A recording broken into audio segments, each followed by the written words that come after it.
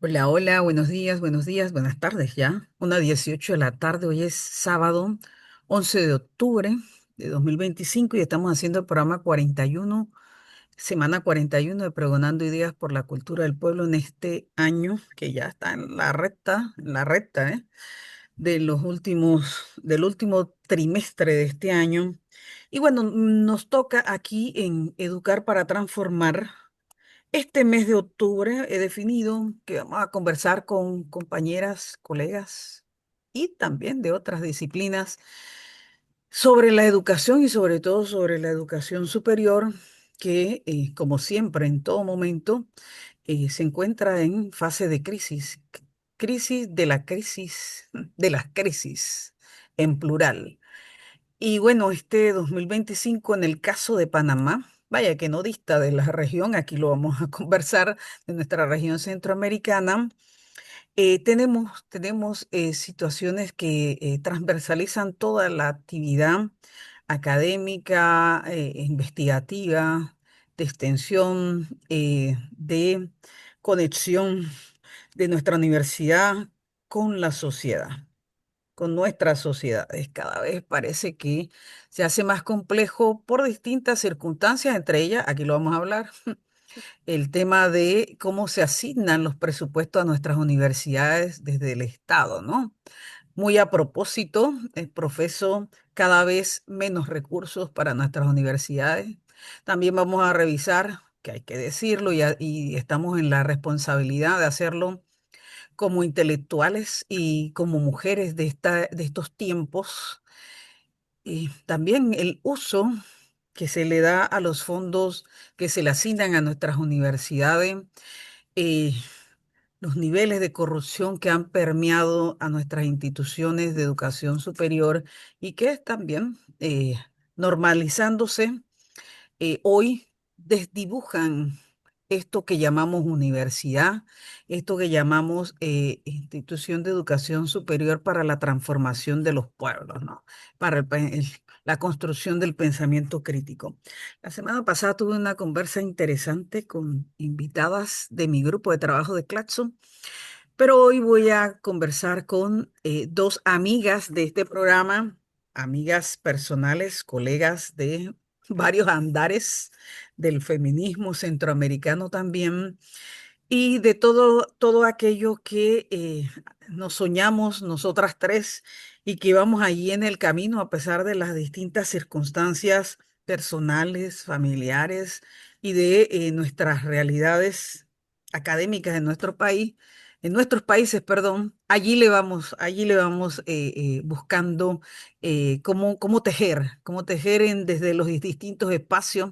Ahora estuvimos las tres en el Congreso de ACAS en Tegucigalpa, Honduras, y entonces habla de esa coherencia con la que los feminismos en nuestra región y concretamente la nuestra, Centroamérica, venimos tejiendo muy responsablemente ese pensamiento colectivo de mujeres.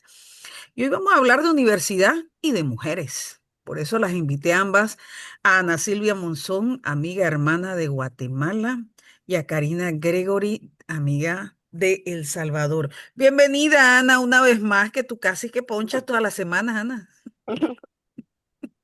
Buenos días, Rebe. Bueno, buenas tardes ya a, Tarde. a quienes también siguen este programa y un abrazo también para Karina. Qué bueno verte después del espacio que tuvimos en, en el Congreso allá en Honduras, ¿verdad? Y bueno, como ya decía Rebe, son ya muchos años con Karina, ya ni los cuento, cuántos años de andar en estas complicidades, en estos caminos, en estas reflexiones sobre el papel de las mujeres en la academia. Hola, Karina, buen día.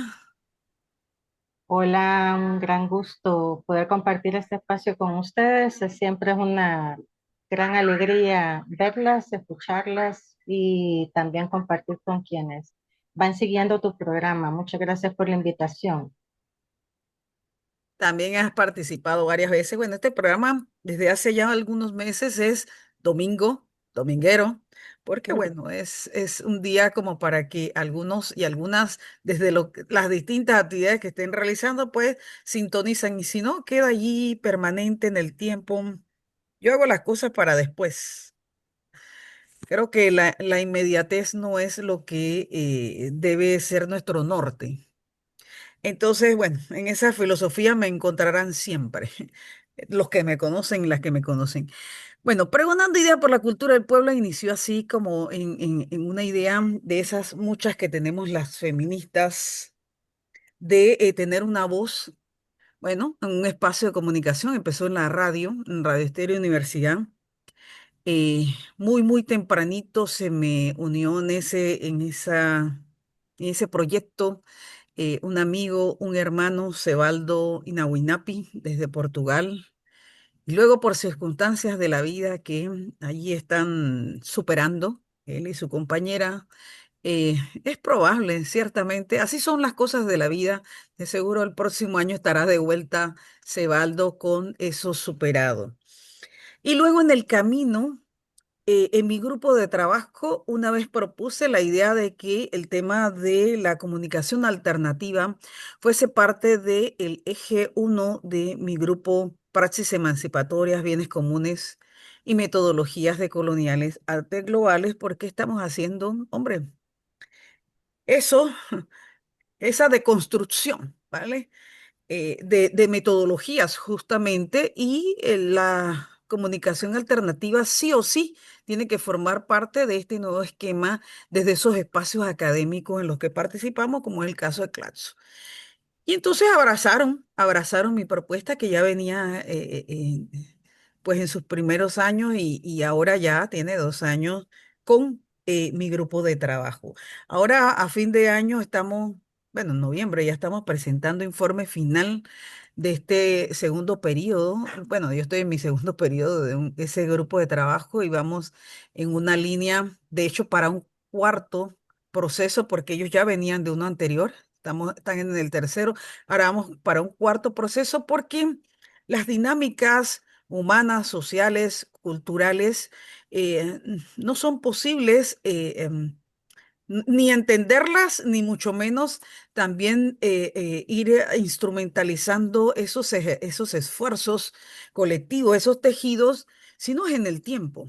Eh, Eso que les dije hace un momento que inició el programa, los saberes, los conocimientos y todo cuanto hacemos requieren de temporalidades que no dependen de nosotras, de nuestras emociones, sino que dependen de muchísimos factores. Entonces, vaya, vamos a proponer un, un- un cuarto grupo de trabajo, una cuarta temporalidad para seguir afianzando lo que nos estamos soñando en los distintos ejes de nuestro grupo de trabajo. Me imagino que Ana también estarás en lo mismo, en esos informes finales. Yo creo que Karina también está en un grupo de trabajo. Entonces estamos en esa tarea porque tenemos que seguir deconstruyendo y construyendo nuevos saberes. Entonces, en esa línea, estamos en los 90 años esta semana, el 7 de octubre.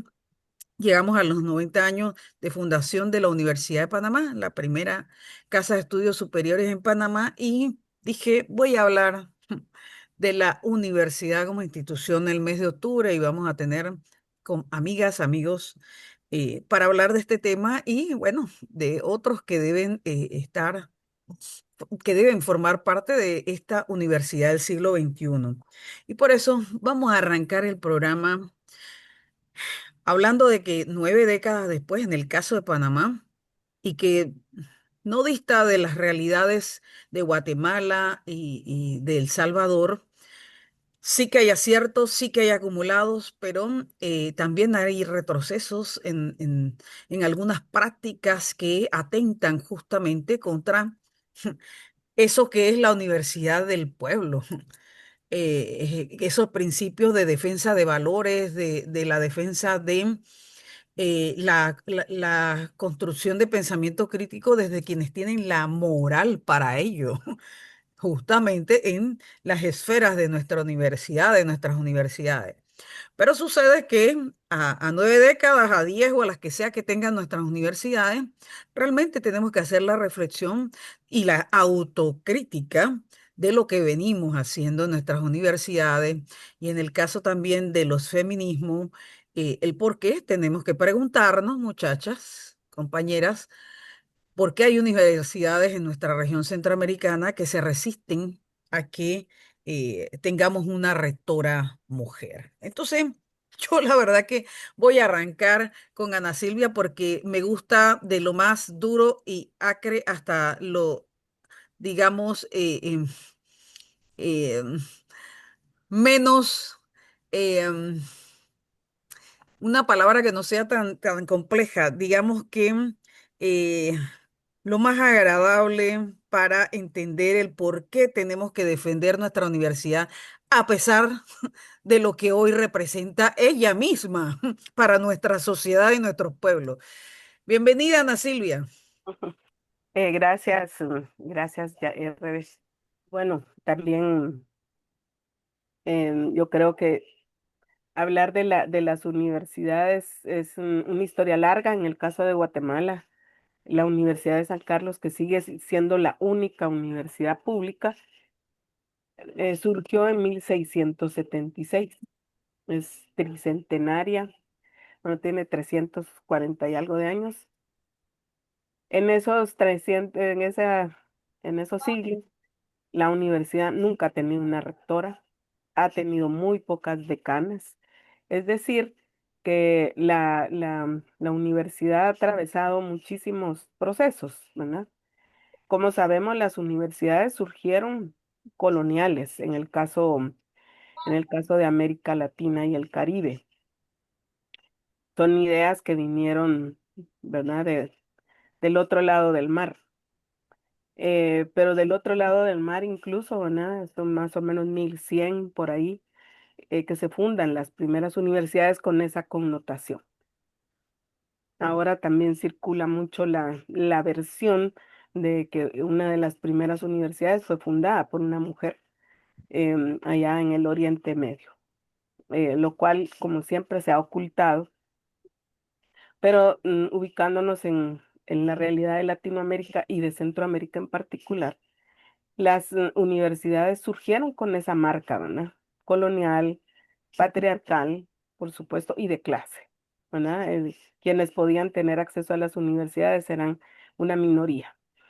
Esto varió em, para 1920, es decir, el siglo pasado, cuando con la reforma de Córdoba se, se plantea que las universidades deben dejar de ser esos espacios complacientes, muy al servicio del poder político, y que entonces se proclama la autonomía universitaria, que es más que una palabra, ¿verdad? Implica realmente que las universidades asuman un papel cercano a las experiencias de los pueblos, de las sociedades, sea de las ciencias naturales o de las ciencias sociales. Eh, este proceso, que más o menos se da en 1920 para la primera mitad del siglo XX, digamos, estos procesos de autonomía, pues han sido diferentes, ¿verdad? Pero en cada país, pero sí llegó a haber como una sintonía en la que las universidades nacionales, estatales, tenían una postura crítica frente al poder. Y por eso mismo también ya en los años 60, 70 empezaron a ser reprimidas porque constituían un peligro para el poder, eran disidentes. Y así, ¿verdad? Tenemos toda una historia de movimientos estudiantiles donde los estudiantes universitarios tuvieron un papel muy destacado. En el caso de Guatemala, esta situación llegó a afectar de una manera muy fuerte en los 70, 80, cuando prácticamente una generación de intelectuales vinculados a la universidad fueron o desaparecidos o secuestrados o tuvieron que partir al exilio. Después de ese momento, lo sitúo en el caso de Guatemala, empieza a haber todo un proceso ya en nuestros países en el marco de las medidas neoliberales. Y ahí creo que es importantísimo colocar esto que venía pasando ya en otros países y ubicar, digamos, todo lo que pasó en Bolonia cuando el neoliberalismo reubica a las universidades y la reubica en esta línea de Al servicio del mercado. al servicio del mercado, universidades que lo que van a formar son profesionales sin Así mayor es. crítica social. Y este proceso fue paulatino, ¿verdad? En algunos lugares hubo mucha resistencia, en otros pasó sin mayor crítica, pero esas son las universidades que tenemos hoy, que se están debatiendo, y hablo de las universidades públicas, ¿verdad? Claro, Porque claro, asociado con el tema de la autonomía, también se planteó la apertura, el mayor acceso a las mujeres, por ejemplo, que antes no tenían acceso, y también a las clases populares. Entonces, esa universidad, em, que por supuesto no se parece a las universidades de los países desarrollados, porque muchos de sus estudiantes son trabajadores, trabajadoras, y eso es una característica importante, importante. porque claro, esa conciencia de clase sí marcó una época, pero ahora, sobre todo desde los años 90 del siglo pasado, tenemos esta situación. Universidades que cada vez más están siendo socavadas en esos intereses que se defendieron en algún momento, que están adoptando las formas, los lenguajes, los contenidos de este nuevo mundo neoliberal. Bueno, nuevo en algún sentido, ¿verdad? Que es más que todo una profundización de las relaciones de poder y de las relaciones capitalistas, bueno, de todo esto que conocemos. Porque No, las no, universidades no están separadas de es la de la realidad. realidad, ¿verdad? De las condiciones materiales. Eso es lo que tenemos hoy. Y el ingreso de las mujeres a la universidad, a las universidades, que más o menos se empezó a dar a finales del siglo XIX 19 en el caso de y usted. sobre todo en el 20, inicios del 20, que ahora, digamos, también es otra característica, se han feminizado en el sentido puramente cuantitativo. Es decir, la matrícula de mujeres llega al 53, 54%. Hay carreras que están totalmente Sí, se ha feminizadas, invertido totalmente. pero sí, pero la cantidad para nada ha implicado mover los cimientos de cómo se gobiernan las universidades que siguen estando en manos masculinas. Mira, yo que doy clase en distintas carreras en la universidad, impresionante, ya la relación es 8-2. De 10, 8 son mujeres. Así es. Y en muchas Pero, carreras que antes eran exclusivamente de hombres, salvo tal vez las ingenierías, física, claro, matemática, claro, que sigue habiendo como una barrera cultural, sobre todo cultural. pero para adelante no.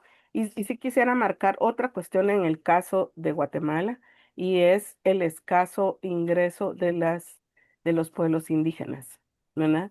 También es una universidad colonial, clasista, como ya No, decíamos, también eso lo quiero racista, profundizar en también otra racista. parte, porque como este programa lo estamos grabando hoy, pero es el programa de mañana, justamente 12 de octubre, quiero que hablemos de universidad y pueblos indígenas.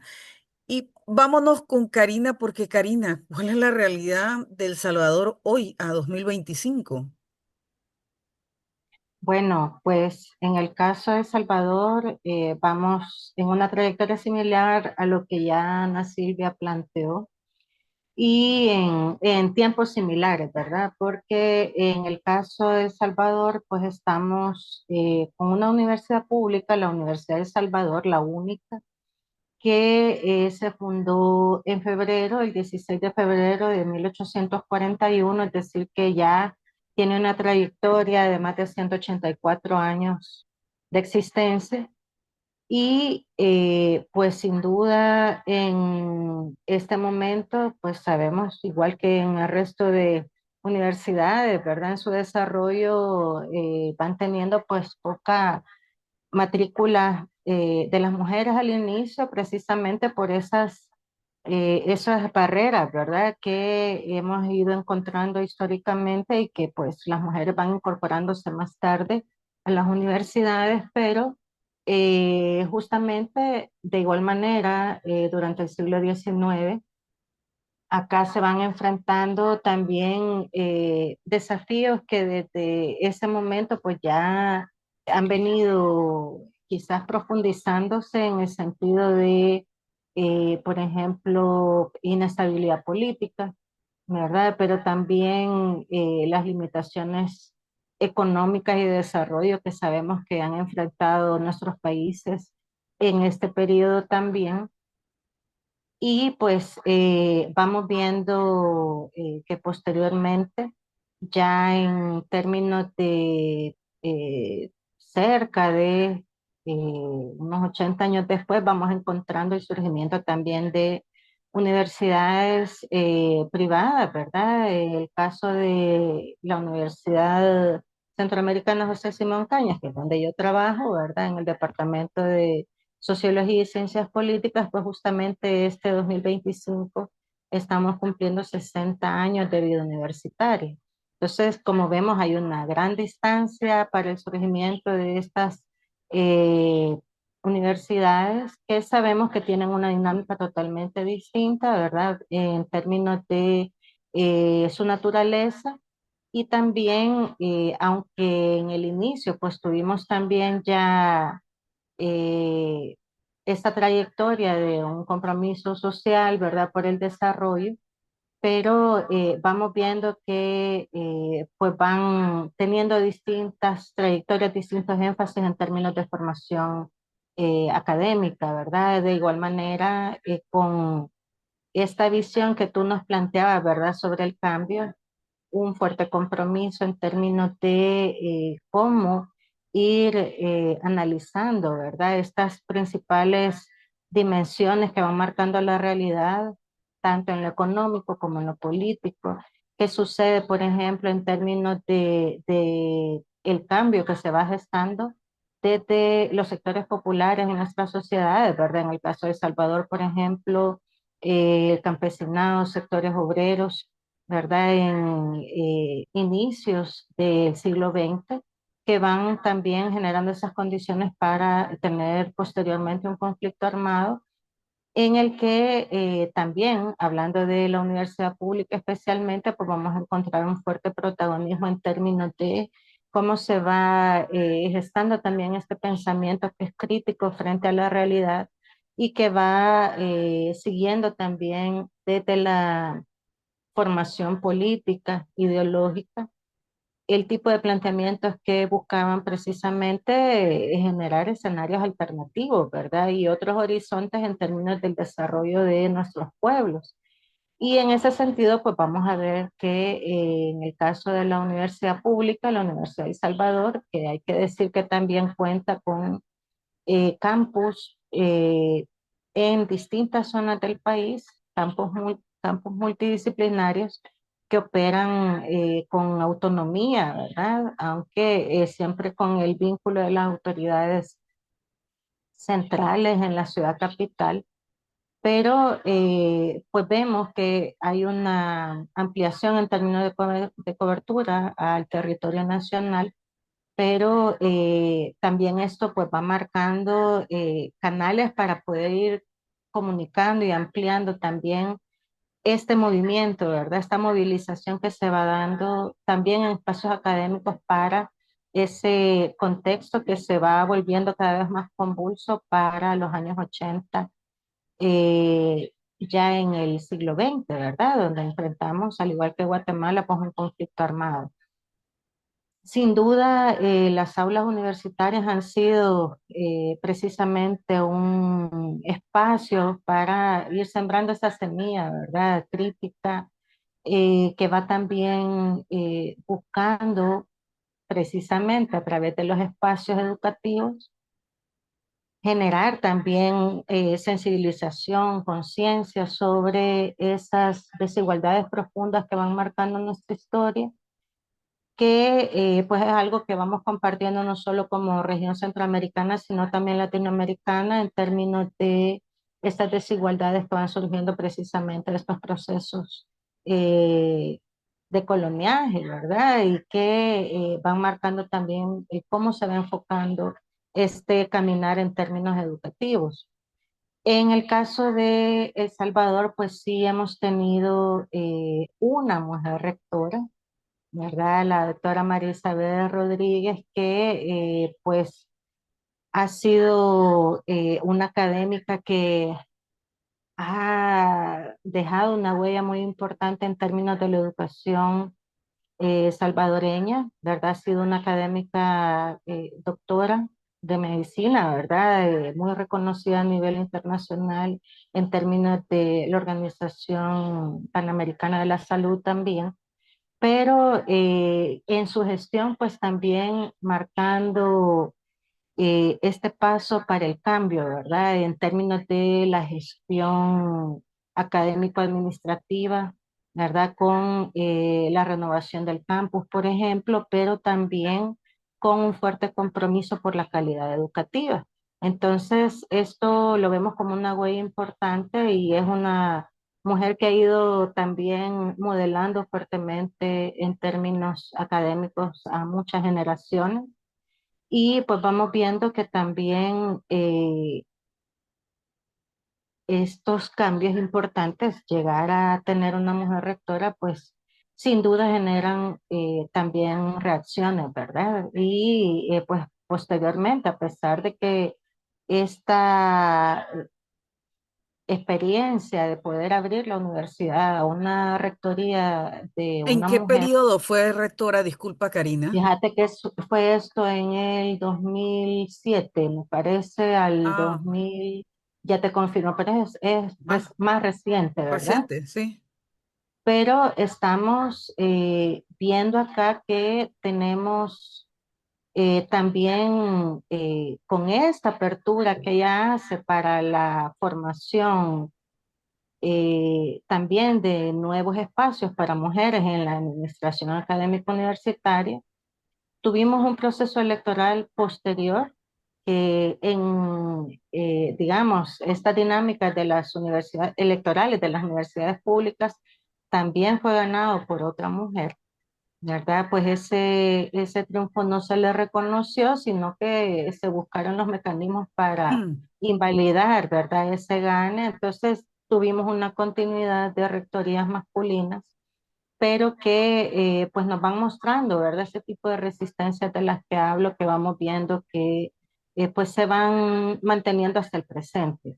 Hay que decir también que lamentablemente también Mm. estos espacios, ¿verdad? En términos de las universidades públicas, sabemos que se constituyen también en marcos también de importantes disputas por el poder, ¿verdad? Vinculados a tradicionales espacios político-partidarios, por ejemplo, ¿verdad? Que en el caso de El Salvador, me llamaba la atención lo que decías al inicio, ¿verdad? Porque seguíamos después con El Salvador como quizás unos entornos, no sé si más felices era el sentido, pero sabemos No, no, para que es algo nada. que cuestionamos, ¿verdad?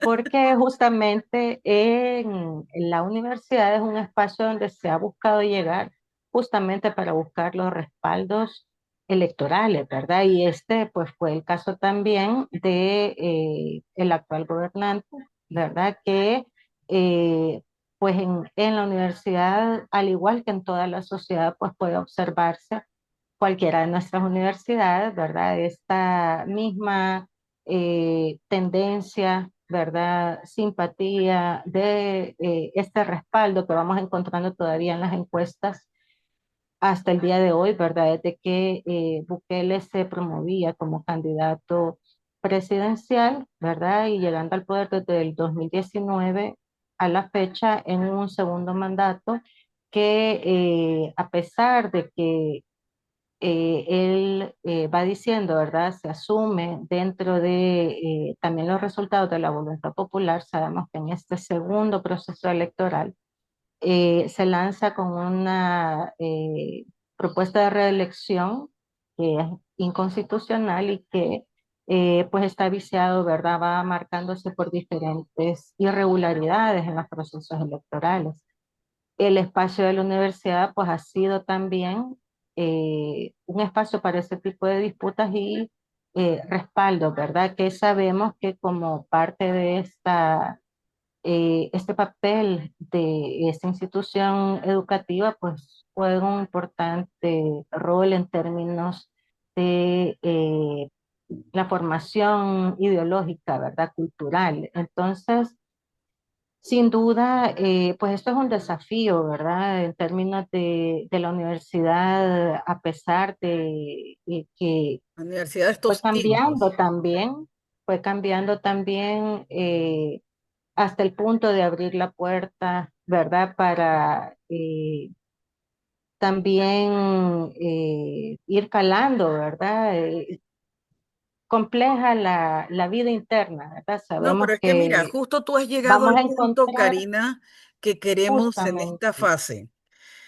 Decía Ana Silvia el origen de la universidad y luego en su proceso evolutivo como con la reforma de Córdoba al 18 y en esa segunda década del siglo pasado, hace 100 años, ahorita, hace 100 años, nos planteamos en la América Latina y en nuestra región en particular un nuevo tipo de universidad, planteándose una autonomía, distanciándose de ese control desde el Estado, de qué pensar, cómo enseñar y que esa autonomía, además democratizada, es decir, con todos los estamentos que conforman nuestras universidades, hombre, debería llevarnos a hoy, es decir, a 100 años después, a una dinámica, esto que tú estás hablando, Karina, de generadora de cambios permanentes. Y no, hemos echado para atrás. Resulta que la política esta que tú estás hablando, Karina, ha cooptado a nuestras universidades de vuelta y entonces toda la lucha generacional del siglo pasado se ha tirado a la basura, ¿no es así, Ana?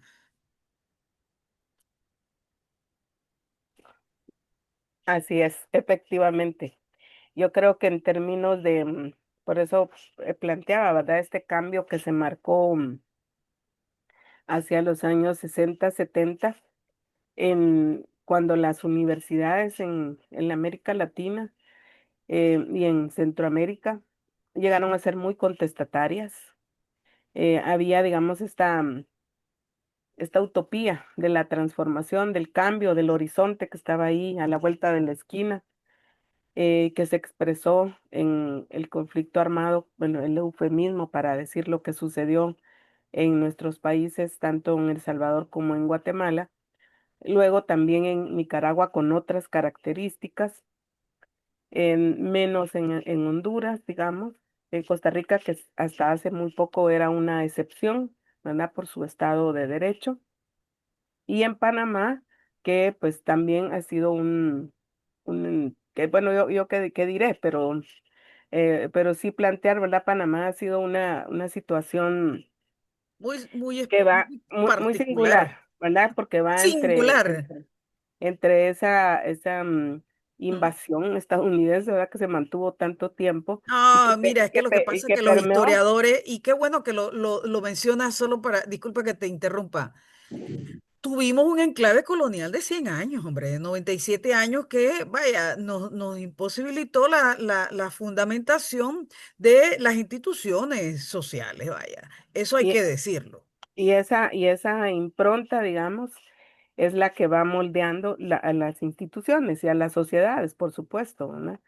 Entonces, en cada caso, digamos, ahí sí que es digno de estudio con sus particularidades, pero en general yo sí reitero, ¿verdad? Este cambio muy fuerte que se dio en los años 90 desde Europa, ¿verdad? Con este planteamiento de la Declaración de Bolonia, con toda esta idea de cambiar la forma de enseñar que coloquialmente se decía, no, es que ahora ya no se enseña por objetivos, sino que se enseña por competencias.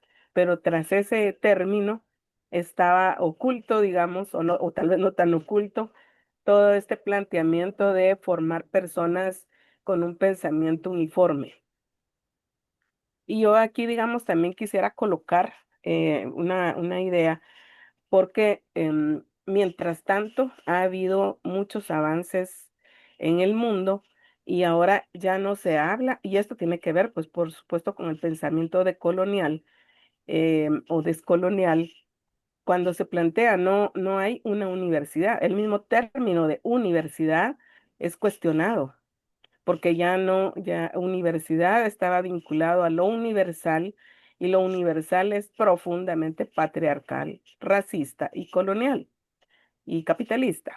Entonces, por eso han surgido, claro que es marginal, pero ha surgido toda esta idea de la multiversidad, ¿verdad? Como cuando hablamos de diálogo, que es entre dos, y nosotras preferimos decir polílogo, porque es entre varios.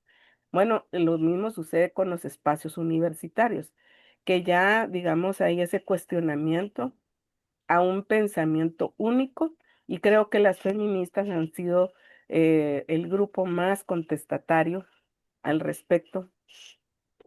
Luego, por supuesto, también los pueblos indígenas que han cuestionado las bases mismas de las universidades que son tan coloniales, porque no quieren, no reconocen, al igual que con las mujeres, las experiencias, los saberes, o los dejan como los saberes, ¿verdad? No les quieren dar estatus epistémico a los saberes de los pueblos originarios Ah, y de sí, las porque mujeres. la En- academia Así es. construye conocimiento y allá saberes. Así es. Entonces, Estamos digamos, haciendo esas por distinciones. eso estamos en un campo en disputa muy fuerte. Lamentablemente, pues nuestras voces como feministas y los pueblos originarios y afrodescendientes son muy marginales todavía. Y como tú decías, dona mañana, bueno, cuando escuchen, vean este espacio, esta conversación, precisamente el 12 de octubre, que marca una fecha tan importante por lo que ha significado, lo que significó para este lado del mundo la llegada de los españoles en primer lugar. Bueno, ahora hay teorías de que vinieron antes otros, pero digo, en el plan absoluta de conquista y de sometimiento, pues son los españoles en 1492 Bueno, y de otros conceptos que no nos atrevemos a a nombrar. señalar, de Ujú. genocidio, por ejemplo, de Totalmente. exterminio, Bueno, y en términos de lo que nos ocupa, que es el conocimiento de despojo, de despojo y destrucción de ¿sí?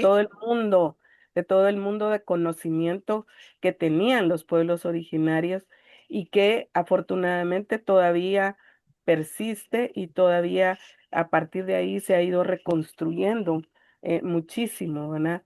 Entonces, y que es el conocimiento que hoy em, de manera asombrosa, ¿verdad? Para muchas personas, em, pues eran conocimientos exactos, adelantadísimos.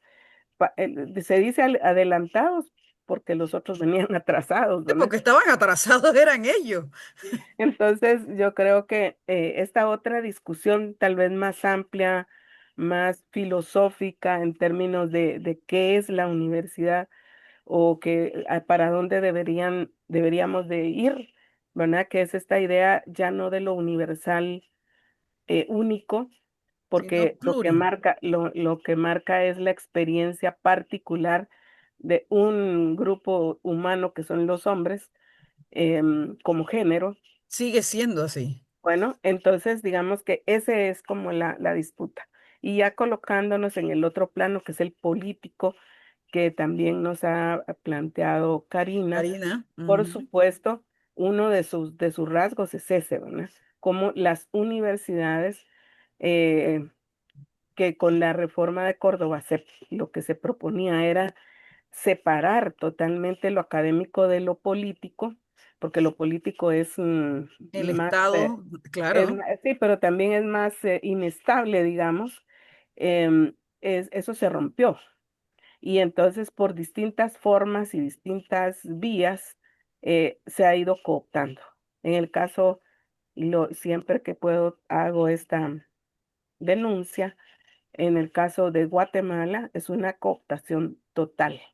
¿Y cómo se dio esa cooptación total? Con un cambio en la Constitución de la República en 1985, cuando se le quitó a la Universidad Estatal, que sigue siendo la Universidad de San Carlos, la Rectoría de la Educación Superior. Wow. Y se creó un Consejo de Universidades Privadas.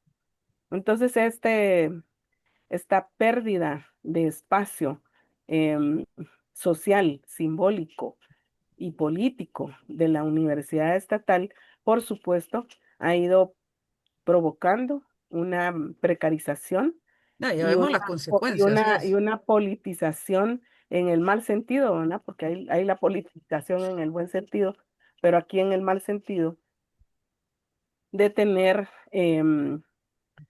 personas, ¿verdad? Que están totalmente de espaldas a el Estado de Derecho, la misma ley orgánica, los procesos, y que sea por el medio que sea, incluso recurriendo a la fuerza, a la Hmm. criminalización, pues lo que están haciendo ya desde hace muchos años y sobre todo desde el 2021, cooptando la universidad, que ahora pues seguimos teniendo ese nombre, ¿verdad? Pero quienes estudiamos en el siglo pasado realmente lamentamos lo que está sucediendo con nuestra Universidad de San Carlos. Y celebramos que siempre haya voces críticas, Claro. aunque también nos solidarizamos y sororizamos, porque sí, esas voces críticas están siendo muy atacadas, em, tal vez ya no como en el siglo pasado, ¿verdad? Que hubo tantos asesinatos.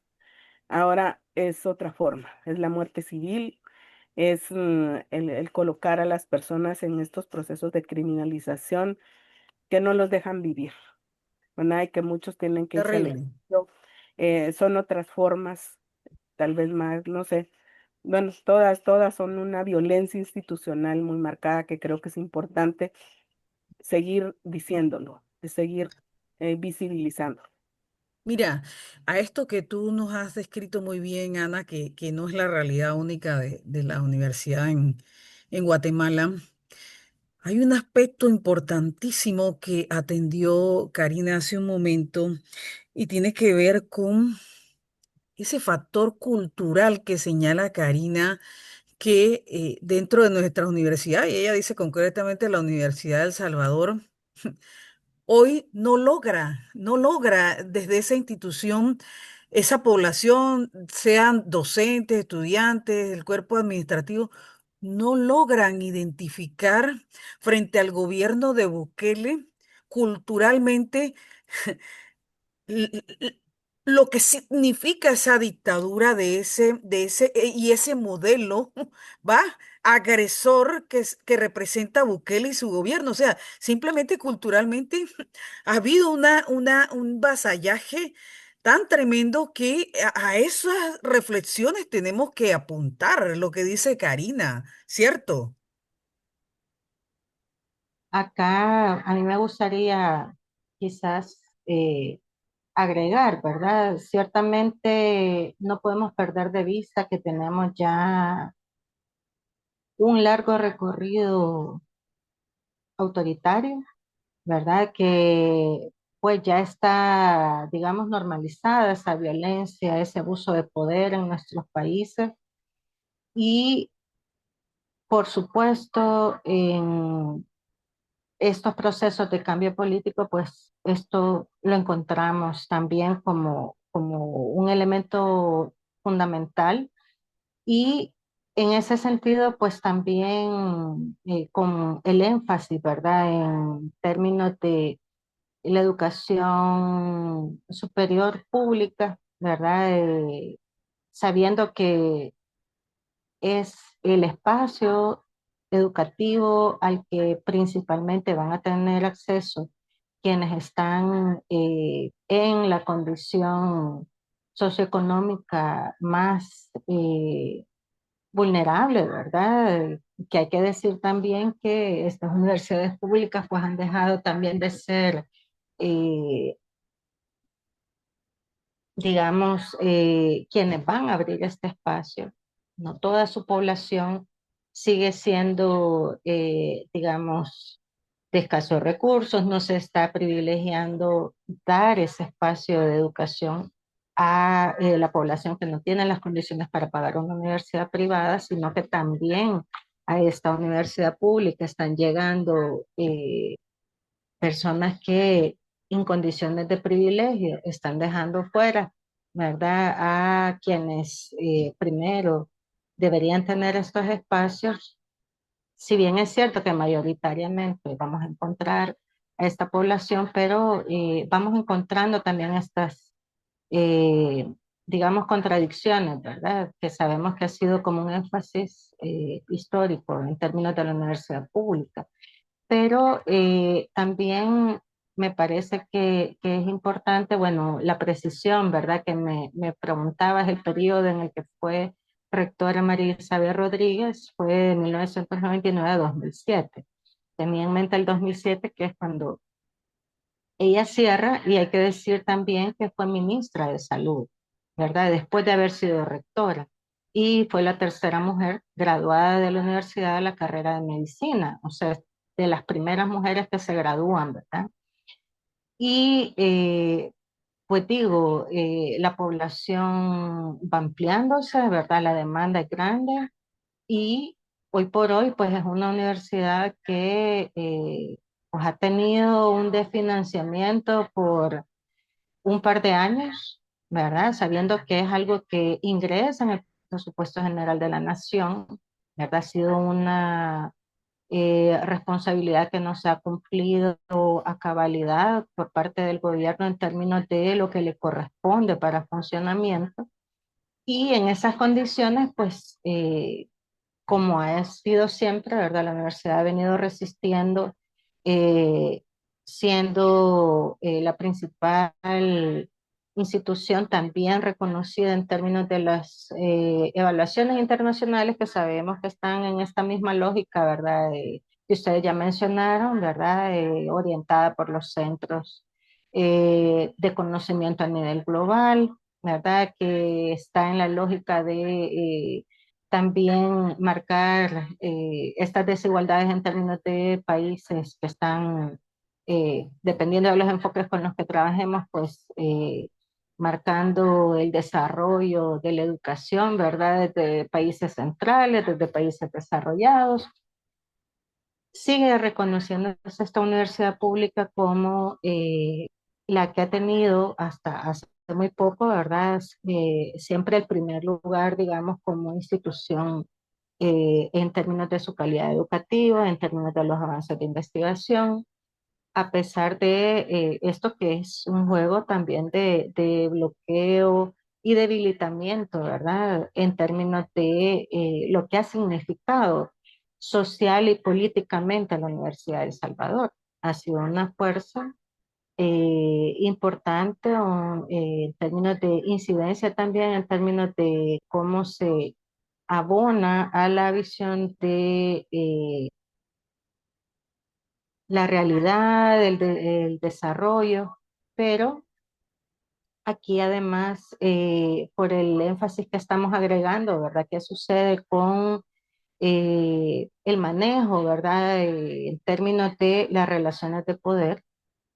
Es esta universidad la que cuenta con una política de género, ¿verdad? Que cuenta también con un centro de estudios de género y una maestría en género, ¿verdad? Entonces, hay que decir que desde la aprobación de esta política, pues también que es reciente, ¿verdad? O sea, ya formalmente a partir del 2022, ¿verdad? Que se tiene la aprobación de esta política, pues a partir de ese momento también se van fortaleciendo otros recursos normativos, perdón, reglamento, también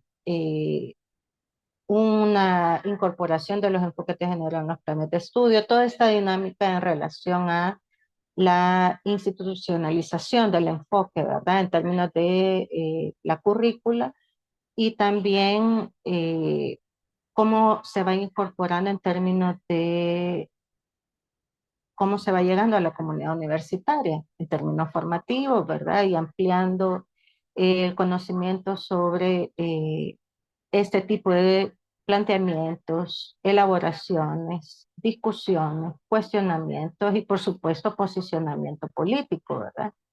Y en ese sentido, pues también hay que complementar diciendo que en el caso de El Salvador, hemos tenido, por ejemplo, en la Universidad Tecnológica, una cátedra de género, ¿verdad? Que pues ha tenido ya más de 15 años de desarrollo, es decir, eh, previo, ¿verdad? Hablando de una cátedra que ha estado institucionalizada con ese respaldo en esa universidad y pues son pasos que han venido avanzándose de forma importante, que en este caso pues fue vinculándose también con otras problemáticas abordadas en esta cátedra, el caso de, por ejemplo, la migración, ¿verdad? Que sabemos que va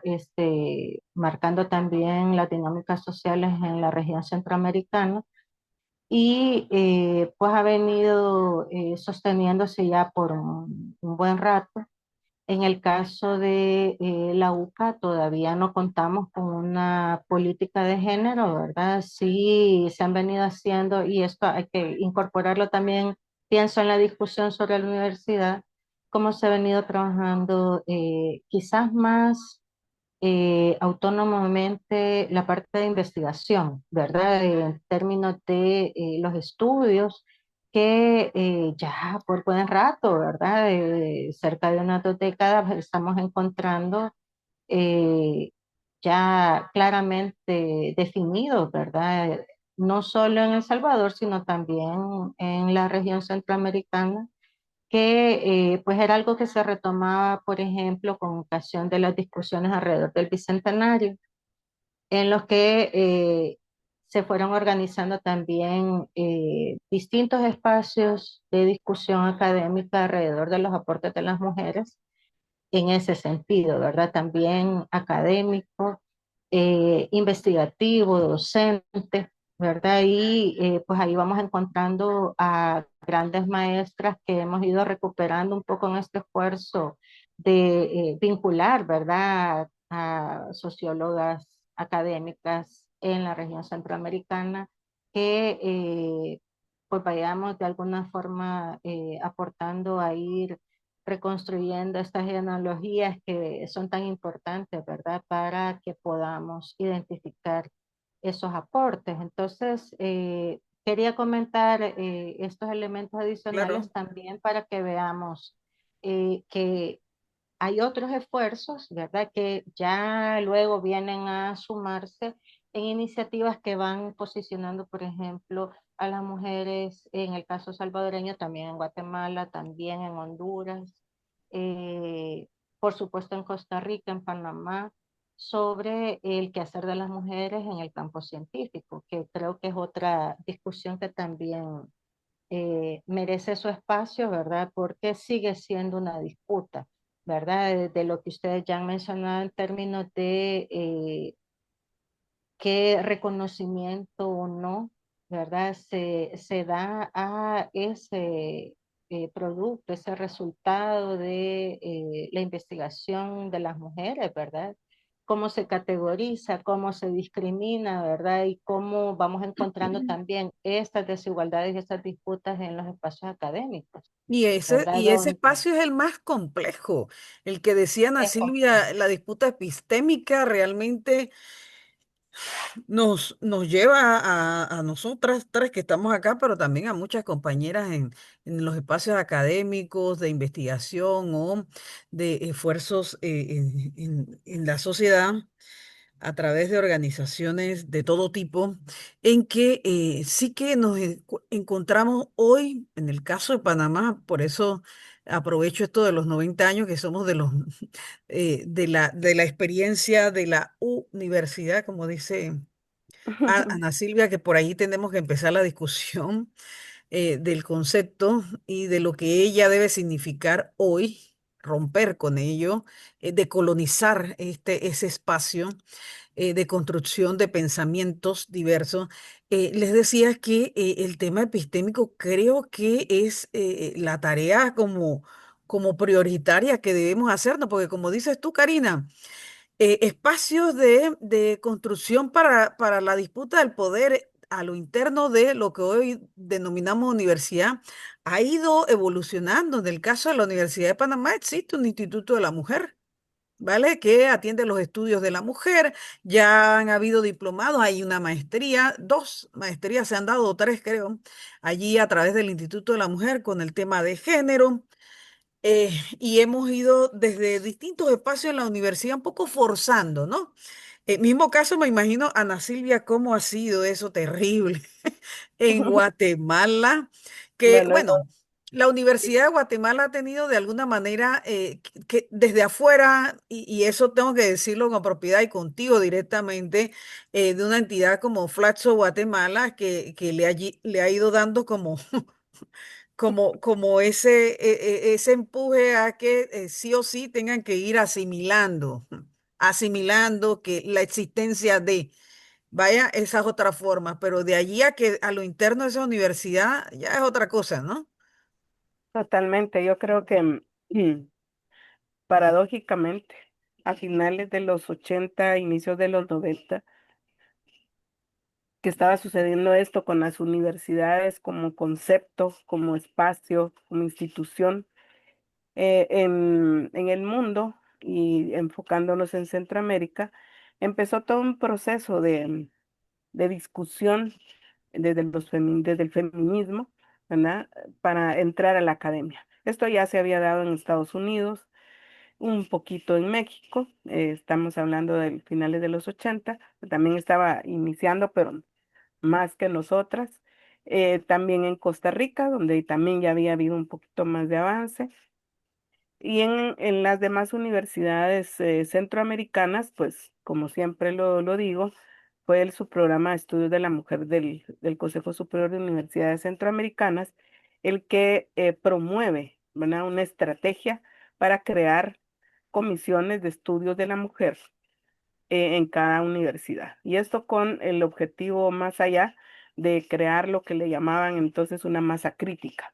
Y además que a través de estos espacios institucionalizados se pudiera empezar a promover tanto la discusión y el conocimiento sobre el feminismo como medidas cada vez más que tendrían que ir escalando, digamos.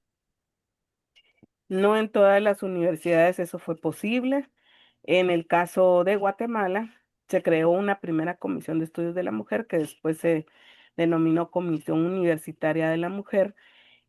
Todavía, digamos, estaban estos espacios un poco más permeables y se logró en el año 94 crear un programa universitario de investigación en estudios de género que siempre lo cuento también.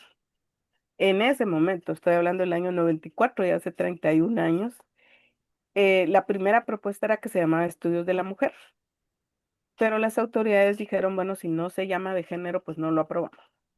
Y entonces lo que hicieron fue colocar a un hombre a dirigirlo, lo cual desvirtuó, digamos, en algún sentido, la fuerza que traía esta propuesta. De manera que, digamos, ese espacio se mantuvo y fue hasta el 2004 que se logró crear un Instituto Universitario de la Mujer. em, Pensamos, ¿verdad? En aquel momento, bueno, si dice de la mujer aquí, ya sabemos de qué se trata. A partir de ahí también se creó la política de equidad de género en la educación superior, que así se denomina, muy en la línea de lo que también se estaba hablando a nivel macro, a nivel de la sociedad, de la política de promoción y desarrollo integral de las mujeres, digamos, con sus ejes y, bueno, toda una ruta metodológico-política.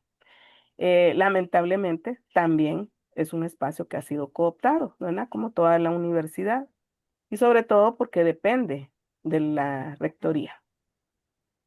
Entonces ahí el margen de acción es, mu- es mínimo. Y una cuestión que creo que es muy importante es que estos esfuerzos de los cuales habla Karina muchas veces son muy personales. No se logra la colectividad, no se logra tener un movimiento universitario de mujeres que le dé sostenibilidad. Entonces nos vamos quedando, y lo digo por experiencia propia, ¿verdad? Como voces en el desierto, que vamos encontrando ahí a otras cómplices como ustedes, ¿verdad? Con quienes ya venimos caminando hace algún tiempo, como con otras, pero es una dispersión. No se logra tener ese sentido de conjunto adentro de cada universidad. Y en unas universidades esto es más difícil que en otras, porque el muro que todavía está de la gobernanza y los espacios de decisión en las universidades siguen siendo misóginos, siguen negando ese estatus epistémico a las mujeres, siguen desautorizando los saberes y los aportes de las mujeres. Nuestro mismo lenguaje lo están cuestionando todo el tiempo. Y entonces las experiencias de las mujeres, y estoy hablando de quienes estamos en las ciencias sociales, pero que también quienes están en las ciencias naturales enfrentan estas barreras, solo que para ellas a veces es más difícil identificar, ¿verdad?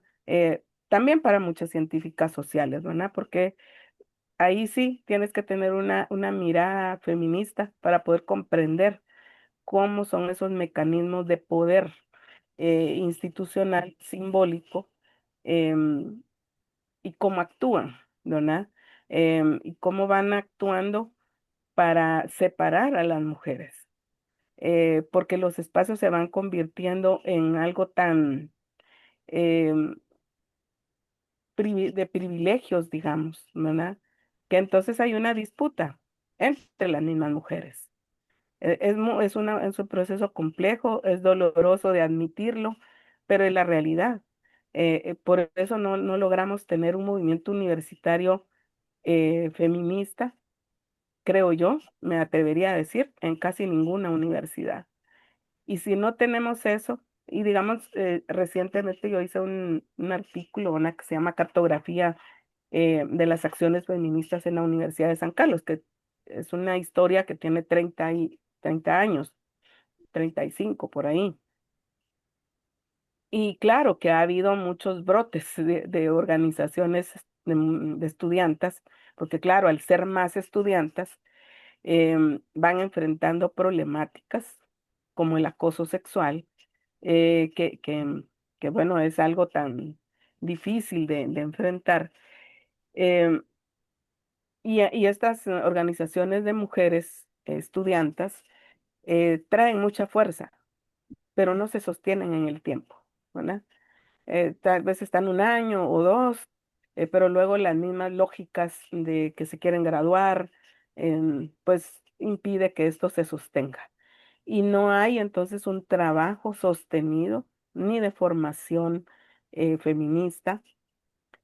Estoy hablando del ABC del feminismo, porque ya tener cursos de feminismo en las universidades todavía es una utopía.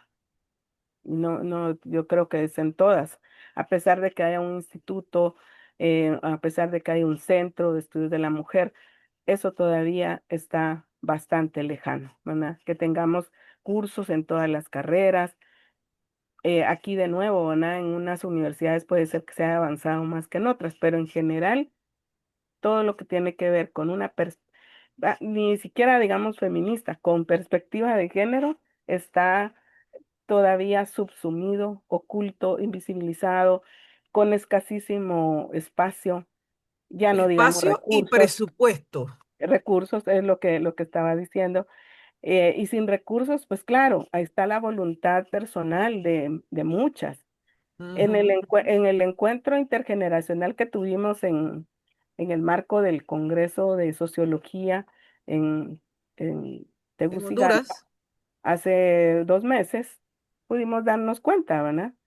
Es decir, las más jóvenes em, creo que reconocen el camino que hemos abierto las que venimos del siglo pasado, eh, Sí. porque ciertamente hemos, ¿verdad? Las tres venimos del siglo pasado. Ciertamente se ha abierto ese camino, pero también identifican que sigue habiendo muros, barreras muy similares, ¿verdad? El enorme problema que yo identifico es que no logramos trascender.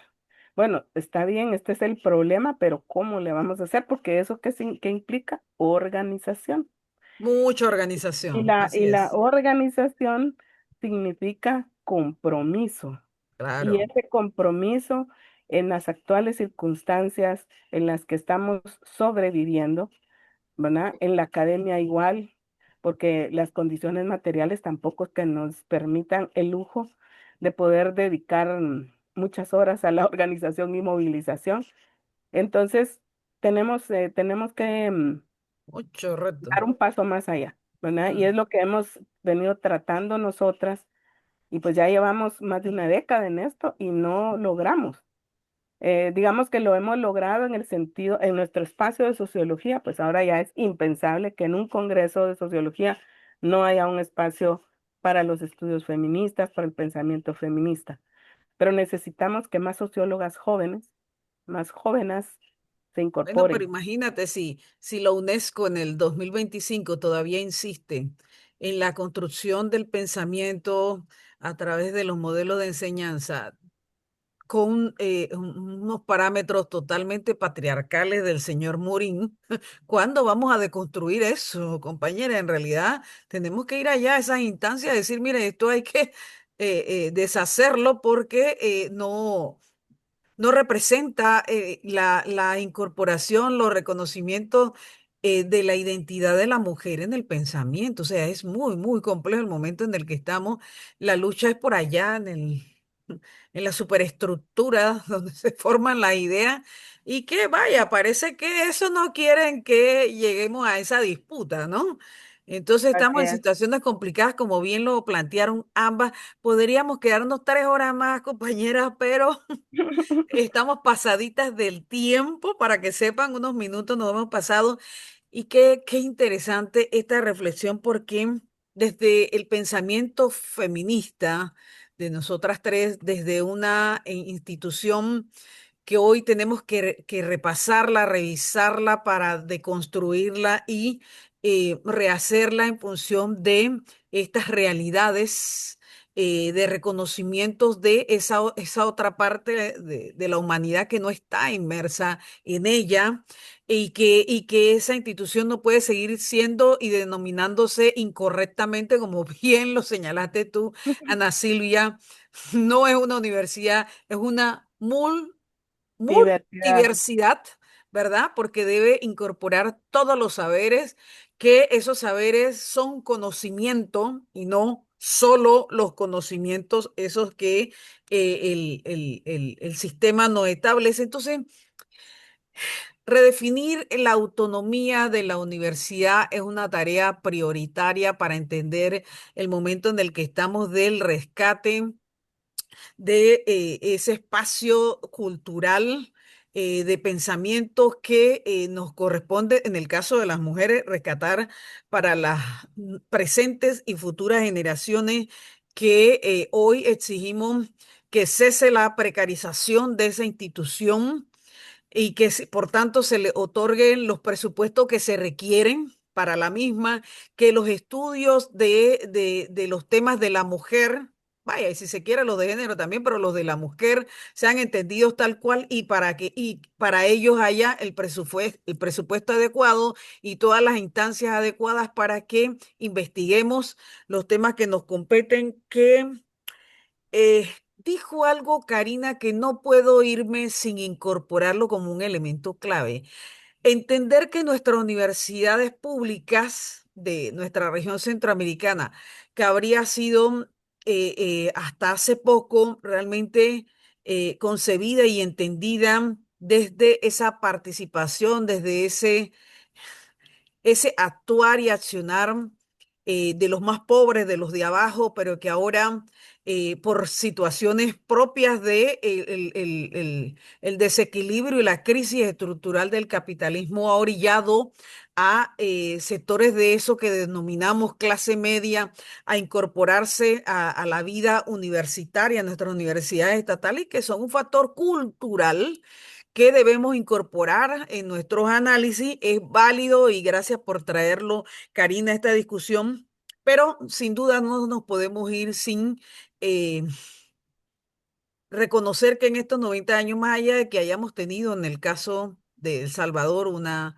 mujer para la disputa del poder en esa institución de la sociedad, lo cierto es que en la mayoría de los países de la región y yo, centroamericana, y yo diría que del mundo entero, seguimos estando en una situación de violencia, de discriminación y de exclusión para esa toma del poder en esos espacios que no basta solo con alcanzarlo, sino llegar para cambiar estas estructuras que no le permiten a las mujeres de una vez por todas generar ese espacio de participación y de diálogo, dialógico, como dice Ana Silvia, que debemos tener hombres y mujeres en ese espacio y en todos los espacios de la vida en sociedad. Podríamos discutir muchísimo tiempo más, pero se acabó el programa. Así que gracias, gracias, hermanas, tanto a Ana Silvia como a Karina. Este es el programa de mañana, 12 de octubre. Saludos y abrazos a nuestras hermanas y nuestros hermanos de todos los pueblos originarios de nuestra Centroamérica y de nuestra Via Yala entera. Gracias, Rebeca. Gracias, Rebe. Chao, chao, nos Subrayar vemos. Esto con fue esos Pregonando Ideas por la desafíos, las Cultura del redes. Pueblo. Sí, Gracias. chao, chao. Abrazo. Gracias, que estén bien. Educar para transformar. Chao, Saludos. chao.